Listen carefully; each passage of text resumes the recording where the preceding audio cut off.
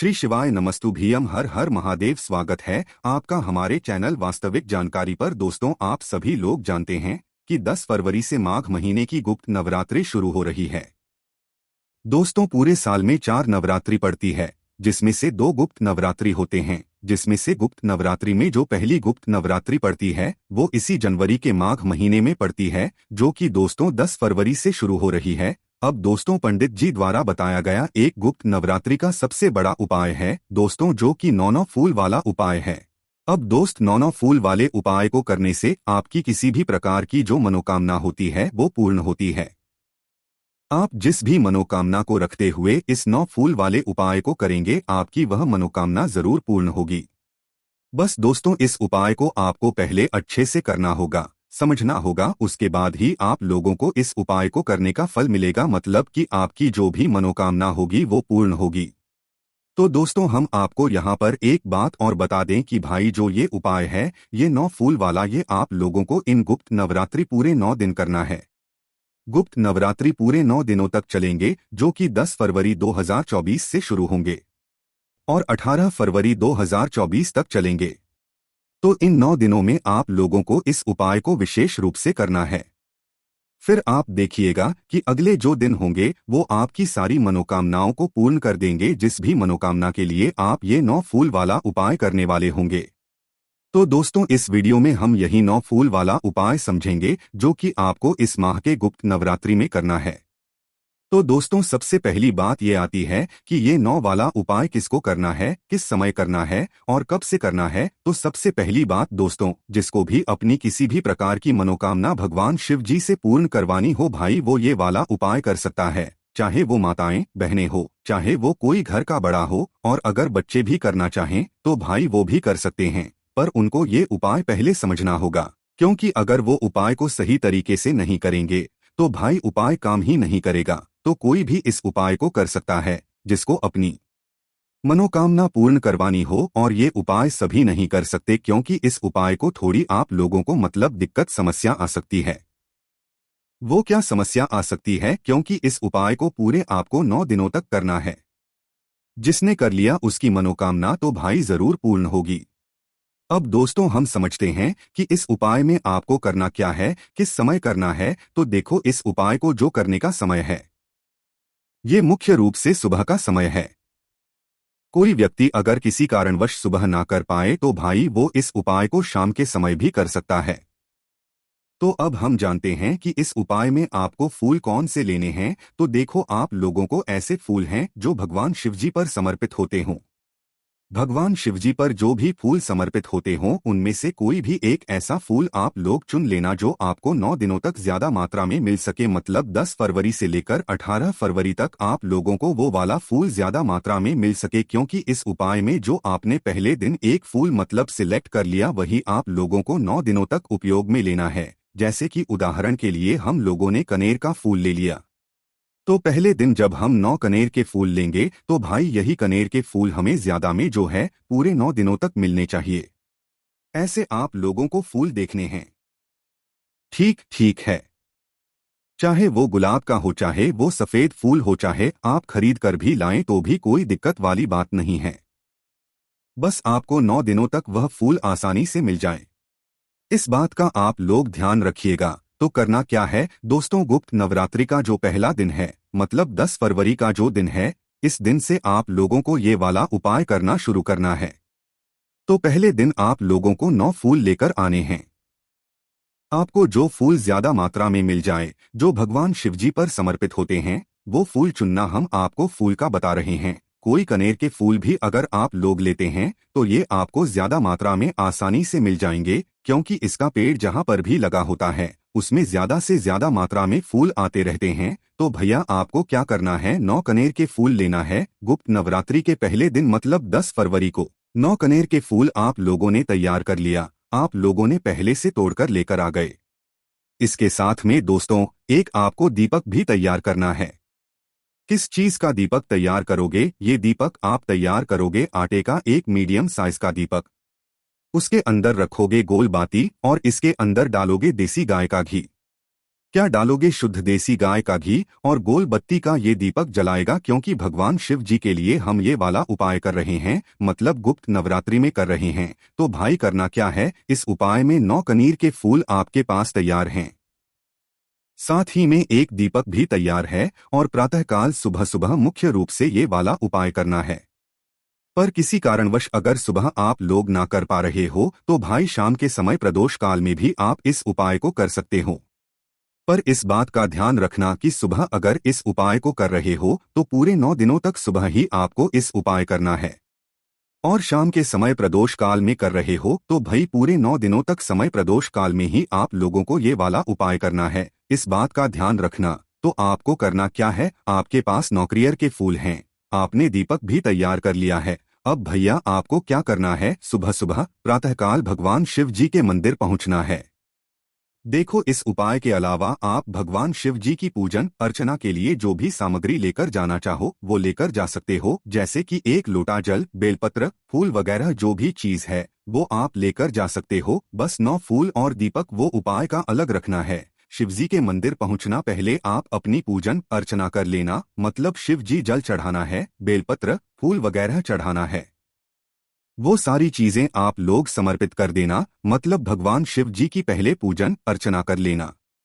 पूजन अर्चना जैसे ही हो जाए उसके बाद आप भगवान शिव जी की शिवलिंग के पास में आना और भगवान शिव जी के लिए ये 9 फूल वाला उपाय करना। तो करना क्या है दोस्तों, सबसे पहले आप लोगों को अपने जो दीपक आप तैयार करके लेकर आए हो अपने घर से, इसे घर से जलाकर नहीं लाना है, इसे मंदिर में ही आकर जलाना है और अपने ही माचिस से जलाना है।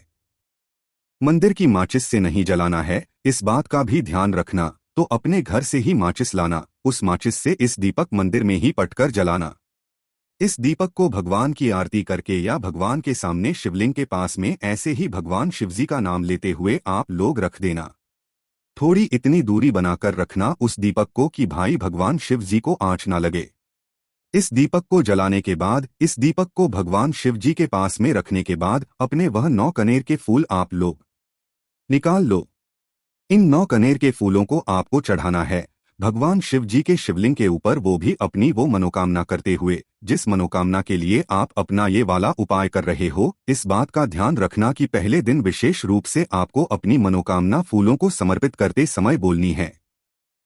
अब फूल को भी कैसे समर्पित करोगे, क्या हमें 9 कनेर के फूल एक साथ समर्पित करने हैं, क्या एक एक करके समर्पित करने हैं? तो आपके पास दोनों तरीके हैं, आप चाहे तो एक एक करके भी समर्पित कर सकते हैं, श्री बोलते हुए पूरे 9 फूल भगवान शिवजी के शिवलिंग के ऊपर, या तो एक साथ भी समर्पित कर सकते हैं, एक एक करके भी समर्पित कर सकते हैं, कोई दिक्कत वाली बात नहीं है। तो ये आपको बात आ गई पहले दिन की बात समझ में। और शाम के समय कर रहे हो तो भाई शाम के समय आपको जल लेकर जाने की कोई जरूरत नहीं है, आप मात्र ये उपाय करने के ये शाम के समय जा सकते हैं और ये नवरात्रि के पहले दिन से ही शुरू होगा, इस बात का भी ध्यान रखना है। तो दोस्तों यहाँ पर हमारा ये पहले दिन का काम हो गया। हमने आपको बोला कि ये उपाय पूरे 9 दिनों तक चलने वाला है, तो भाई पूरे 9 दिनों तक हमें ये उपाय कैसे कैसे करना है अब वो समझो।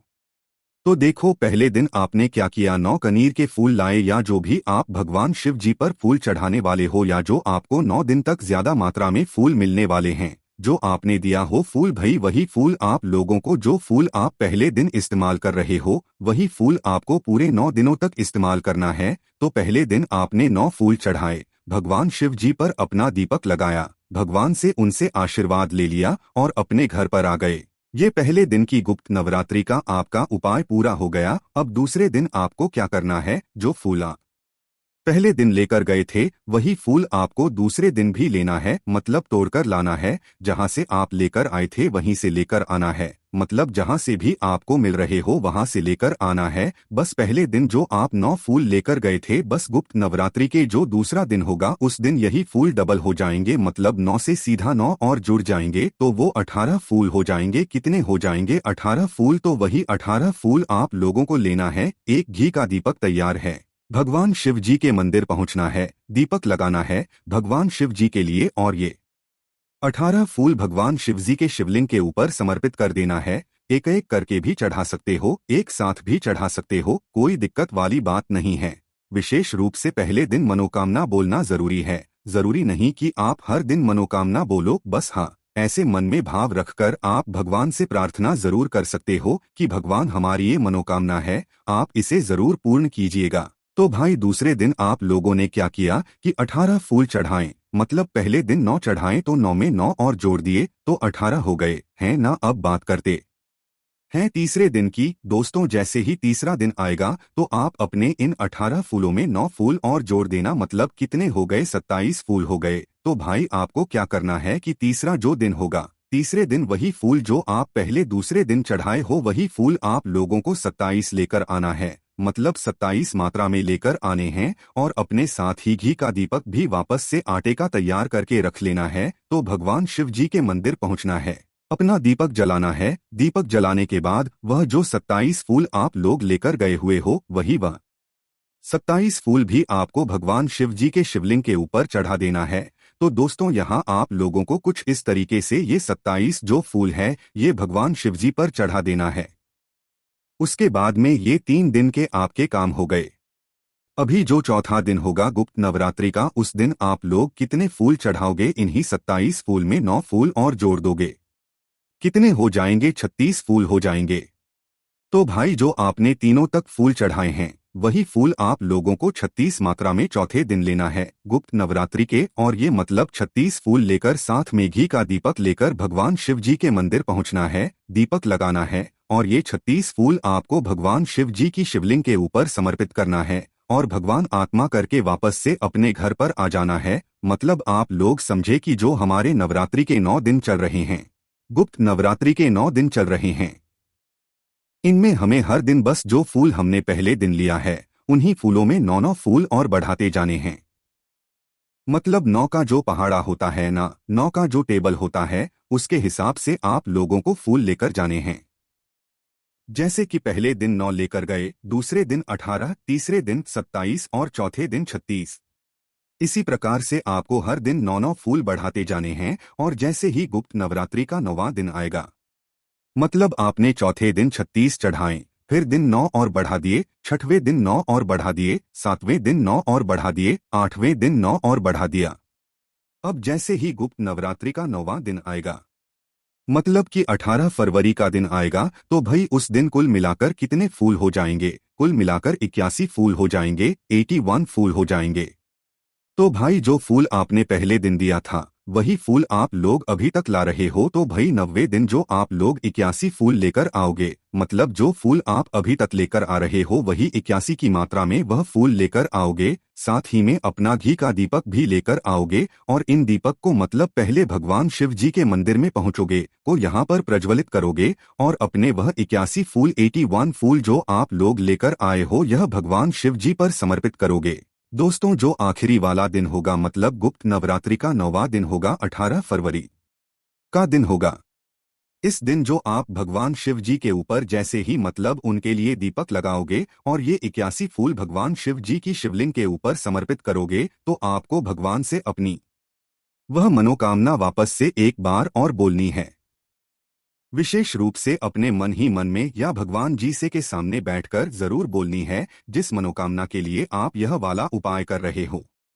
विशेष रूप उपाय का जो गुप्त नवरात्रि का जो पहला दिन होगा, उस दिन आपको अपनी मनोकामना बोलनी है। और एक मनोकामना मतलब गुप्त नवरात्रि के आखिरी दिन, मतलब मनोकामना आपकी एक ही होगी, पर विशेष रूप से आपको भगवान शिव जी से जो आप मांगना चाह रहे हो, जिस मनोकामना के लिए आप ये वाला उपाय कर रहे हो, वह मनोकामना गुप्त नवरात्रि के पहले दिन बोलना है। और विशेष रूप से आखिरी या 90वें दिन आप लोगों को 81 फूल चढ़ाने के बाद भगवान शिव जी से जरूर बोलना है, ताकि उन तक आपकी वह मनोकामना पहुँचे जिस मनोकामना के लिए आप लोग यह वाला उपाय कर रहे हो। तो दोस्तों बस जैसे ही आप लोग दीपक लगाकर मतलब पूरे जो है 81 फूल चढ़ाकर मतलब चढ़ा देते हो, भगवान से प्रार्थना कर लेते हो, मनोकामना बोल देते हो, आपका ये उपाय पूर्ण हो जाता है। बस इस उपाय को करने के बाद आप थोड़े दिन इंतजार करना, आपकी मनोकामना धीरे धीरे करके पूर्ण होना शुरू हो जाएगी, अगर आपने इस उपाय को पूरे मन और पूरे विश्वास से किया होगा और सही तरीके से किया होगा।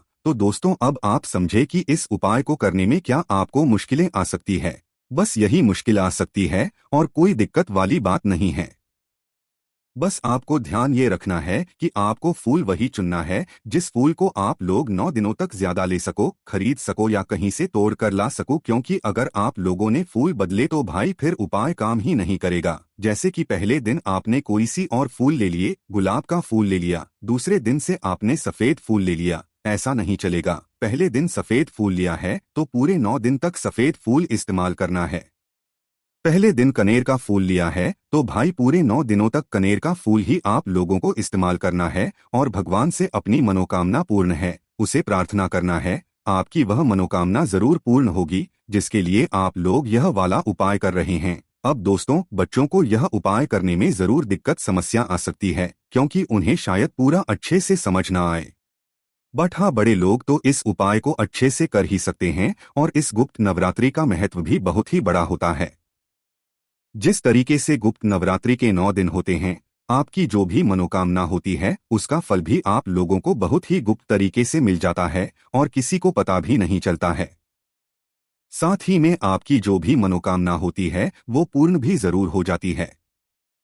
दोस्तों, यहाँ पर एक बहुत बड़ा प्रश्न ये भी है कि जो हम दीपक पूरे 9 दिनों तक एक एक लेकर जाएंगे वो दीपक मिट्टी का नहीं ले सकते क्या? तो दोस्तों, ले सकते हो, पर हर दिन आप मिट्टी का दीपक कहाँ से लाओगे? तो इससे अच्छा यही है कि आप प्रतिदिन एक आटे का थोड़ा सा छोटा सा मीडियम साइज का दीपक बनाकर इस उपाय को करने के लिए लेकर चले जाओ तो ये ज्यादा अच्छी बात हो जाती है।